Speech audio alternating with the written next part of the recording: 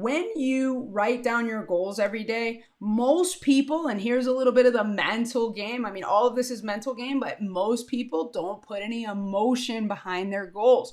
What I mean is, what does it mean to you to accomplish that goal? What is it going to feel like to have that be a reality? What do you imagine that would bring to your life, the value, the benefit, whatever the case is? I'm excited for you to see this week's episode, but before we get to that, I have a message for you.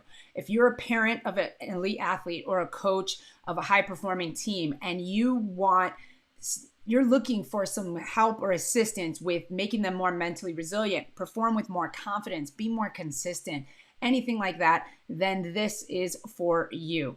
I have an 8-week program all designed to address exactly that, to help your athlete be at their best on a more consistent basis and not get tripped up by those little voices in their head and getting down on themselves for mistakes, but performing like we know they can.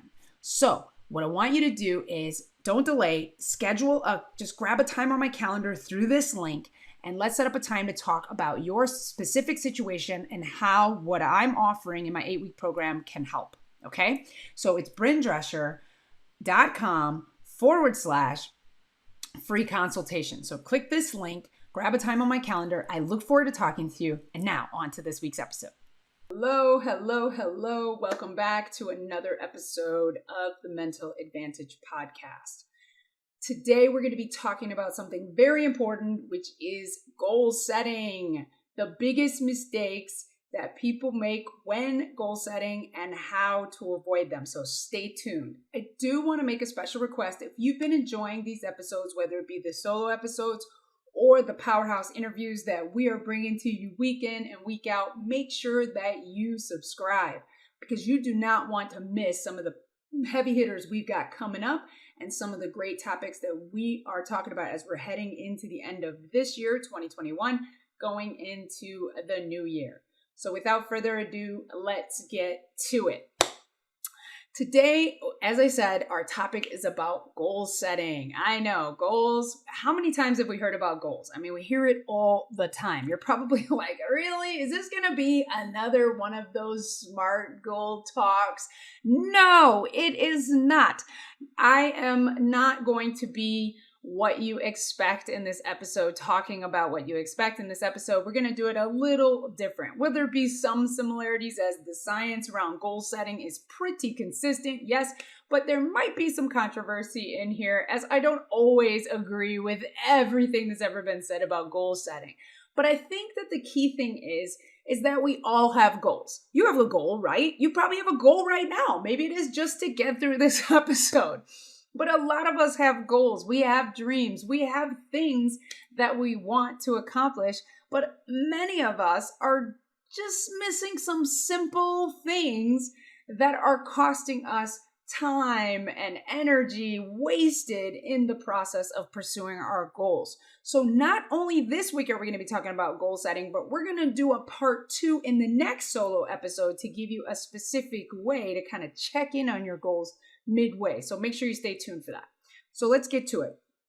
The biggest mistakes people make in goal setting. Okay, the first one you've heard before, but it cannot be stressed enough. This one is so small and so similar, but I'm going to give one small minor thing that you may or may not already be aware of. The first and biggest goal setting mistake that most people make is they do not write their goals down. They don't write them down. Do you write your goals down? Where are they written? Are they prominently displayed? Do you have them written down? So number one, you do not write them down. Why should you write them down, you might be asking? Well, the first thing is to know that you have a 42% chance of actually accomplishing your goal, a better chance if it is written down. 42%, I'm no math major, but I like those odds. If you said I have a 42% better chance of winning some money or winning a competition, especially if you're an athlete, then yeah, 42%. If you got a 42% better chance of making a shot, that's a shot you need to take, okay? If you're in the world of basketball or a pass in football or hockey or whatever we're talking about, yeah, 42% are great odds. So if you want to, obviously we all want to increase our chances of accomplishing our goals. That's why we have them. So first and foremost, simple, write them down.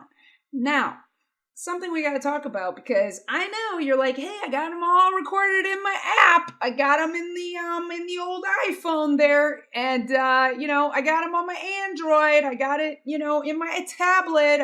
I have a Word doc in my computer. Yeah. So listen, I'm going to go against the grain in this technological age that we're living in, and I'm going to say, grab some old technology called a pen, and then some even older technology, some paper, and you gotta write them down. There's something about how you engage your neural pathways with actual pen to paper. So I am going to encourage you, when we talk about writing down your goals, to actually write them down, put them in somewhere. And then the next biggest mistake people make is they don't remind themselves about these goals on a regular basis. So I'm going to recommend that you either prominently display them somewhere, like right now on my ring light that's around my camera, which I know you can't see. I've got a picture of my income goals right there, okay? But the other idea, if a static display is not for you, and you can take a screenshot. This is where you can use your technology. Take a screenshot, make it as your phone background, stuff like that. There's lots of ways, but just kind of reminding yourself on a regular basis that it's there kind of keeps it front of mind, right? The other thing that you can do is to write your goals every single day. So every single day, just writing them now here's the key though.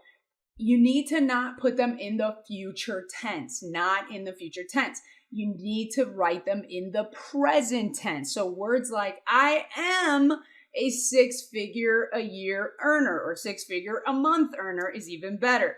But you're going to state them, right? I'm a top scorer on my team. I am the MVP of my conference, right? I am the top this or that, right? Whatever your goal is, you want to keep it top of mind by either A, prominently displaying it, or you want to write it on a regular basis, and you want to get a little creative with it, okay? So one of the other things, as you're writing it, you want to take some time to put some feeling into it, but we'll get to that in just a moment. So goal mistake number 1, you did not write it down, and you did it with technology instead of good old-fashioned pen and paper. Okay, so that's the biggest mistake. Now, the second thing that I want to talk about that I know this is controversial here, where I'm going to go a little bit against SMART goals. I know everybody says your goals need to be realistic. I disagree. Another word for a goal is a dream, and dreams are not supposed to be realistic. So I'm going to say that your goal needs to be unrealistic with a caveat, okay? Yes, they need to be unrealistic. And what I mean by that is, if you can already see the path to how to accomplish your goal, like, yep, step by step, then your goal isn't big enough. It's got to be just beyond what you can fathom, just beyond what you believe is possible, right? So I think your goals need to be big. They need to be something that kind of scares you and like, what? How's that going to happen? So I'm going to recommend that, okay? So make your goals big. They got to be big, okay? And we'll talk about how to make them, bring them down to earth. But I want us to start pretty high, and then we'll work on a process of bringing it down to a level that we can understand. So again, your goal has to be unrealistic. It's got to be big. It's got to be something. I want you to even start saying it on a regular basis, right? I am a 80% free throw shooter. And if you're like, but I'm only at 40% or I'm only at 50%. Okay, I'm an 80% free throw shooter, okay? Now you got to go about the business of making that a reality, okay? Well, let's pick a target, and now let's talk about the path on how to get there, okay? So the next mistake after we said not writing it down is making your goals too realistic, too logical, too easy, okay? So they got to be big, they got to make you scared a little bit, and they got to be just beyond what you think is possible. Like I said, if you can see a clear path to how to get there just like that, your goal is probably not big enough. All right, the next biggest goal that people make is they don't make their goals specific. They are far too general. I want a car. I want a house. I want I want to win games. I want to, have a great game. I want to have a great season, right? That's too big. How do we get granular with it? How do we bring that down to something specific and tangible that I can aim for, right? If I told, if we're doing archery and you're pulling back on your arrow to set off, you're not just like, all right, shoot the arrow anywhere. There has to be a target, and the target, right? The bullseye is the smallest place on that target. So obviously if you're like, shoot at the target in general, right? Then, but if you want the best bang for your buck to get the most points for that particular shot, you want to aim at something specific. If you come a little bit short, you've got data, and we've talked about this in the failure feedback episode, how to kind of hone in and figure out how to get closer. But the key is you want to aim at something specific. So most people don't make their goals specific. I want to have a great game versus I want to go 5 for 10 on the free throw, at least 5 for 10 on the free throw line. And I want to be a 70% shooter overall. And I want 5 rebounds with 3 defensive stops if we're talking about basketball. Okay. Far more specific than I want to have a good game, or I want to win. That is so generic. Everybody wants to win. I need something more specific. So you need to get more specific. And the more specific the target, the better chance you have of hitting it. Because obviously having a great game, everybody has that goal. It's not very specific, but when you have something that's more about you, you have a better chance of hitting it, okay? So we need to be more specific in our goal setting. And if we're not talking about sports and it's stuff off the field of play, well, we got to think about the fact that we are not usually specific even when it comes to those things, right? I want a relationship, or I want a date to the prom, or I want a car or a house or something like that. It's like, cool, I got an old beat up Cadillac in the back that breaks down every 5 miles. And I got a abandoned house at the end of my block that looks like nobody's living in. And you're probably like, why would you give me those things? Well, you said a car and a house. Those 2 things can be easily met by this, versus the specificity is going to attune you to the right target and give you a better chance of actually getting the picture of what you have in your mind versus just saying something overbroad and general. Okay. So we want to write it down. We want to make it big, big, big, big. And we want to get more specific. Okay. More specific. So, and the thing about specificity too, and this is what I was leading to when I was talking a little bit about that bigness, is that, as I said, it should scare you. There should put some emotion behind it. And part of that is when you write down your goals every day, most people, and here's a little bit of the mental game. I mean, all of this is mental game, but most people don't put any emotion behind their goals. What I mean is, what does it mean to you to accomplish that goal? What is it going to feel like to have that be a reality? What do you imagine that would bring to your life, the value, the benefit, whatever the case is? So when you are writing your goals, when you are setting them, when you are making them more specific, tie them to some emotions like, oh my gosh, when I go, 70% in that game from down deep, right? The 3, I'm just hearing my mom, tell me after the game, that's the best she ever saw me shoot. That feeling of just the warmness in my chest, or the pride, or whatever the emotion that's going to give me, that's going to be a difference. When I go rush for 100 yards in that game, oh my gosh, like I just know that is, I can see myself doing a dance in the end zone for having my highest rushing game, right? Or I throw for the most yards, or I score a hat trick in soccer or in hockey, or whatever it is, whatever your sport, whatever your field of play, whether it be sport, business, whatever it is, you have that opportunity to engage your emotions. That's one of the biggest problems people make, is they don't tie emotions to it, because then that starts to get the feeling in your bones, okay? And that's, again, raising your vibration, your frequency. You want to tune to the right channel so you can get the right station, okay? And the right actual things that you want to hear, see, and feel, okay? So put some emotion behind it and spend some time. The next biggest mistake people make, besides, once they decide what emotion it's going to feel like, is visualizing. There's not enough visualization on a regular basis of seeing themselves actually. So as I said, you can write your goal every day, and then you can visualize it coming to fruition. Like, just see yourself, hear the voices of the people around you that would be congratulating you on a goal accomplished, right? See the crowd cheering your name for having the best game of your life. See, the after celebration of like how, the moment at your locker where you're just giving thanks for everything that was great in the whole series. Whatever it is, spend some time engaging your imagination in that with the emotion and the writing. You now have a powerhouse chance of bringing that goal that much closer to you by engaging all those senses, okay?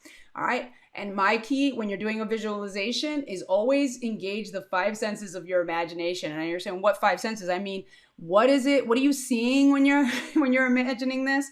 What are you feeling or touching when you're imagining this? What are you hearing? What are you smelling, and what are you tasting? All right. And maybe it's the taste of victory, but maybe it's just like the sweat pouring down your face. It could be a multitude of things, but just by engaging your senses, it makes it that much tangible and real for you. Okay. All right. So these are the biggest things. Okay. Now that we talked about these other things, writing down the goal, making it big, we talked about making it, just outside your reach. We talked about making it specific. We've talked about adding emotion to it, engaging some visualization. And now the other thing you want to do is you want to now bite-size your goal. You want to come back down and say, okay, let's work backwards. So if this is the goal that I want, right? What are the activities or actions I need to do to be able to accomplish this big goal? So maybe my big goal is to be All-American, right? Or to be a McDonald's All-American in basketball or football, or go to the combine, or whatever it is, or, to be drafted, or to get a scholarship, whatever it is, right? And they say, that's awesome. Now, what's my goal? So if, let's say that's my end of season goal, then I need to work backwards from like, okay, I'm about 12 months from that goal, let's say, hypothetically. And then now I need to go, okay, where do I need to be 6 months from now to be on track to have that happen? Where do I need to be 1 month from now to be on track for that 6-month goal to leads into that 12-month goal? Where do I need to be 1 week from today to be on track for that 6-month goal to be a reality? And then, 1 day, 1 hour, 1 week, whatever. Okay. So now some of you guys may be like, well, but Bryn, how am I going to know that? Okay. You're right. You might not, but it would be better to have an architected plan and know that things might weave and change and all that, but it's going to give you at least determine what activity you need to make your daily goal, so that you know that that's going to feed into your weekly goal, to your monthly goal, to your 6-month goal, to your 12-month goal. Does that make sense? Make it up.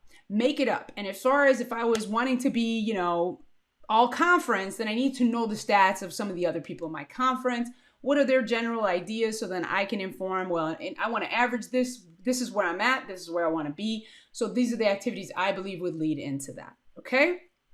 So all of that will give us a better chance of actually accomplishing our goal. And then the other biggest mistake that a lot of people make when it comes to goals, let's say we got our plan, we wrote it down, we got our emotions, we made it big, we got specific, is we shared it with the wrong people.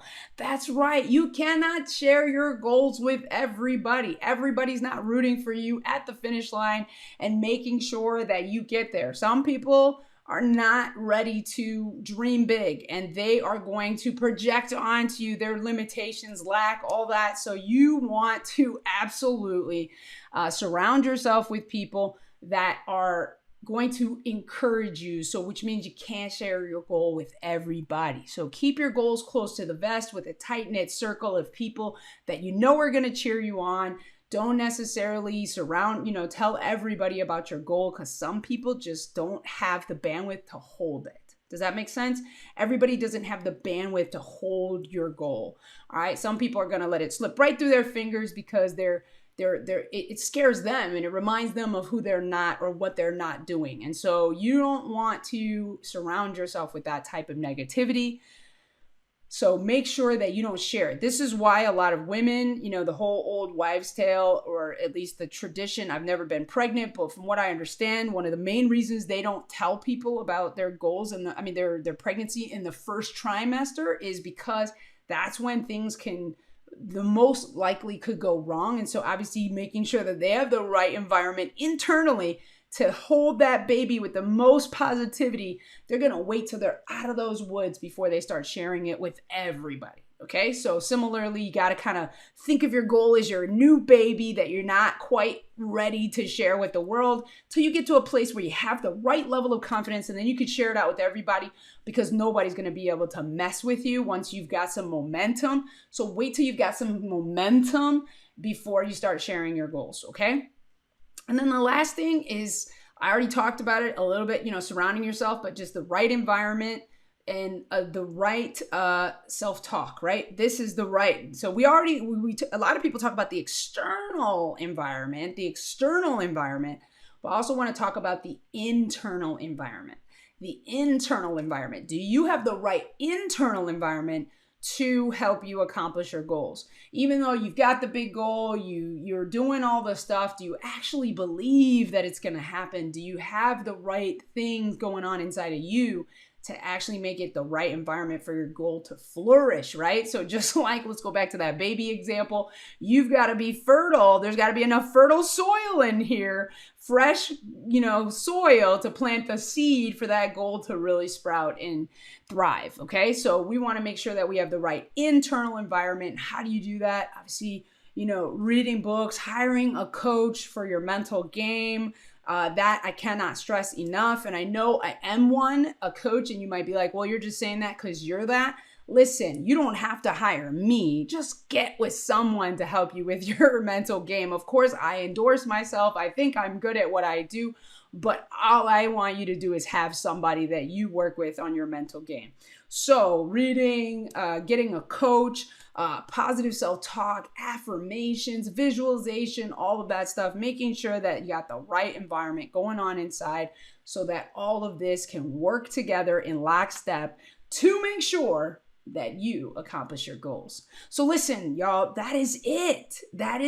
Okay. Those are the biggest mistakes people make when setting their goals, which then gets in the way of them actually accomplishing their goals. Oop, I forgot one. And this is probably the biggest goal killer, dream killer of all things. And this is quitting, giving up on yourself. Okay. So having that accountability, have something where you set small goals. I can't believe I forgot this one.